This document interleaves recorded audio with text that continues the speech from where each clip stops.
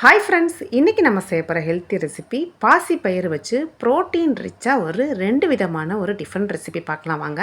First இதுக்கு நான் 1 cup அளவுக்கு பாசி பயிறு எடுத்துக்கிறேங்க.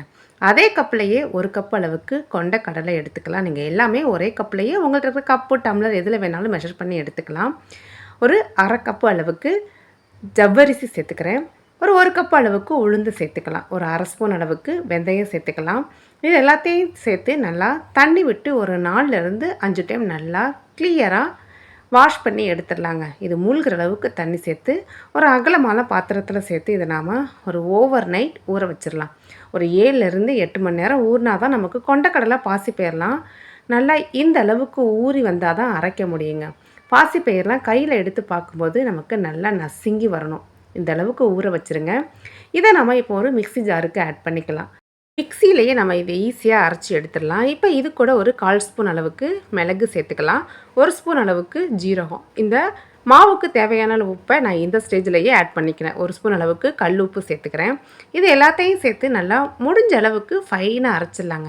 இதை நல்லா ஊற வச்சிட்டோம் அப்படின்னா நமக்கு கொண்டக்கடலை பாசிப்பயிறு எல்லாமே நல்லா அரைப்பட்டு வந்துடும். இந்த அரைப்பட்ட மாவை இந்த மாதிரி ஒரு மிக்சிங் பவுலுக்கு சேர்த்துக்கலாம். கொஞ்சம் கொஞ்சமாக பேட்சாக பிரித்து அரைச்சி நான் உள்ளே சேர்த்துக்கிறேன். இந்த மிக்சியில் ஒரு 1/4 டம்ளர் மட்டும் தண்ணி சேர்த்து அதை நல்லா வாஷ் பண்ணிவிட்டு அதையும் உள்ளே சேர்த்துக்கலாம். பாருங்கள், ஒரு தோசை மாவு கன்சிஸ்டன்சிக்கு இதை நாம் கலந்து எடுத்துக்கலாம். இப்போ இதுக்கு ஒரு சட்னி பார்த்துக்கலாம்.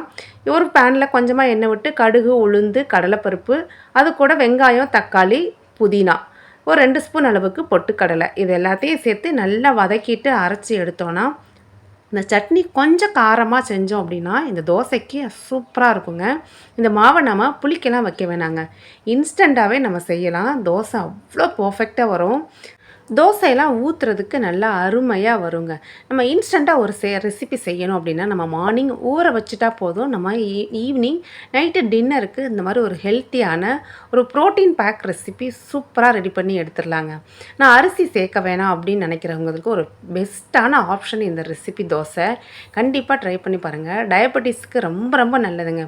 வெயிட் லாஸில் இருக்கவங்க அப்படின்னா இந்த மாதிரி ரெசிபிலாம் அடிக்கடி சேர்த்துக்கங்க. ஈஸியாக வெயிட் லாஸ் ஆகுங்க.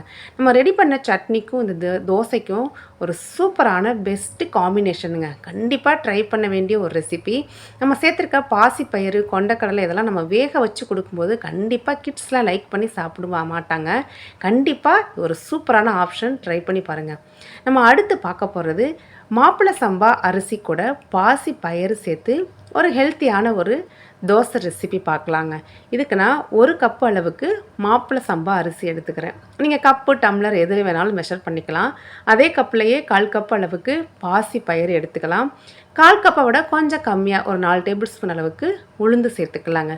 இது கூட ஒரு 1/4 ஸ்பூன் அளவுக்கு வெந்தயம் சேர்த்து இது மூழ்கிற அளவுக்கு தண்ணி சேர்த்து நல்லா கிளியராக வாஷ் பண்ணி எடுத்துக்கலாம். இதையும் நம்ம தண்ணி ஊற்றி ஒரு 6லேருந்து 7 மணி நேரம், குறைஞ்சது 8 மணி நேரமாவது ஊற வச்சுருங்க. அப்போ தான் நமக்கு மாப்பிள்ளை சம்பா அரிசியெல்லாம் நம்ம ஈஸியாக அரைச்சி எடுக்க முடியும். இந்த அளவுக்கு நம்ம ஊற வச்சு எடுத்துக்கலாம்.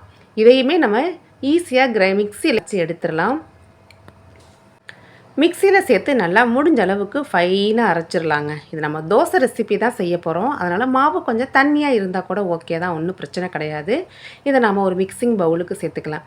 இதையே நீங்கள் இட்லியாக கூட ட்ரை பண்ணலாங்க. இட்லியாக நீங்கள் செய்கிறீங்க அப்படின்னா கொஞ்சம் கெட்டியாக இருக்கணும், மாவு கொஞ்சம் நரன்னு இருக்கணும். அந்த ஸ்டேஜுக்கு நம்ம அரைச்சி எடுத்துக்கலாம். பாருங்கள், இதுக்கு தேவையான அளவு உப்பு சேர்த்து இதை ஒரு 3லேருந்து 4 மணி நேரம் புளிக்க வச்சிடலாங்க. இப்போ இருக்க கிளைமேட்டுக்கு நமக்கு சீக்கிரமாகவே பொங்கி வந்துடும். பாருங்கள், மாவு நமக்கு நல்லா பொங்கி வந்துருச்சு. இதே நம்ம நல்லா மிக்ஸ் பண்ணி எடுத்துக்கலாம். நல்லா ஒன்று சேர கலந்து விட்டு எடுத்தோன்னா இந்த ஹெல்த்தியான பேட்டர் ரெடிங்க. மாப்பிள்ளை சம்பா அரிசியில் ஏகப்பட்ட ஹெல்த் பெனிஃபிட்ஸ் இருக்குங்க.